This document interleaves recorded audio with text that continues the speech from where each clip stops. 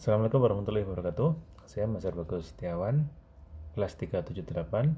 Ini adalah tugas aksi nyata modul 1.1 Filosofi Gajar Dewantara. Selama mengikuti pendidikan guru penggerak di modul 1.1, saya merasa pembelajaran yang saya lakukan selama ini hanya berfokus pada guru, jadi lebih ke teacher centris ya.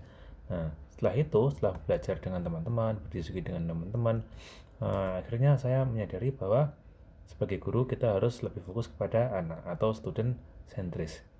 Nah, kemudian banyak sekali hal-hal yang saya pelajari dari filosofi Gajar Dewantara ya, terutama tentang konsep-konsep pendidikan Gajar Dewantara, kemudian bagaimana Gajar Dewantara itu memperhatikan anak-anak, bahwa anak tersebut memiliki kodrat alam dan juga kodrat zaman. Filosofi pendidikan menurut Gajar Dewantara menyadarkan saya bahwa menjadi seorang pendidik bukan hanya memberi materi pembelajaran dan hanya terfokus pada ketuntasan penilaian, namun lebih penting menuntun pembelajaran dan memberikan teladan yang baik kepada peserta didik. Kemudian ide atau gagasan yang timbul selama proses perubahan yaitu mengubah metode pembelajaran yang sebelumnya hanya berfokus pada ketuntasan nilai dan berfokus pada guru menjadi lebih berfokus pada memahami karakteristik murid.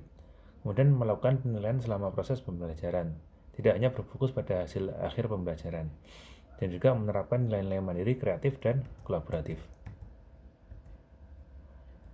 Perencanaannya, sebelum saya melakukan ini, saya berdiskusi dengan guru-guru sejawat ya, terutama di mata pelajaran yang saya ampu yaitu pendidikan olahraga. Kemudian saya membuat rencana pembelajaran silabus RPP yang sesuai dengan murid, sesuai dengan kebutuhan kodrat murid, kodrat zaman, dan kodrat alam. Kemudian pelaksanaan sebelum melakukan pembelajaran seperti biasa saya melakukan persepsi, yaitu berdoa dulu, kemudian setelah itu melakukan kegiatan pembelajaran yang unik dan menyenangkan yang diselingi dengan games dan kemudian yel-yel, nyanyikan lagu kebangsaan, dan ice breaking lainnya. Kemudian refleksinya, ternyata setelah saya melakukan itu ada beberapa tantangan ya. Yang pertama adalah masih adanya murid yang tidak mau bekerja sama, berdialog dengan temannya. Kemudian masih adanya murid yang malu membaca dan berdialog. Kemudian masih ada juga beberapa murid yang tidak bisa melakukan gerakan-gerakan yang saya contohkan, masih belum percaya diri seperti itu. Kemudian solusinya yaitu melakukan bimbingan secara personal kepada murid tersebut, melatih mereka untuk berani melakukan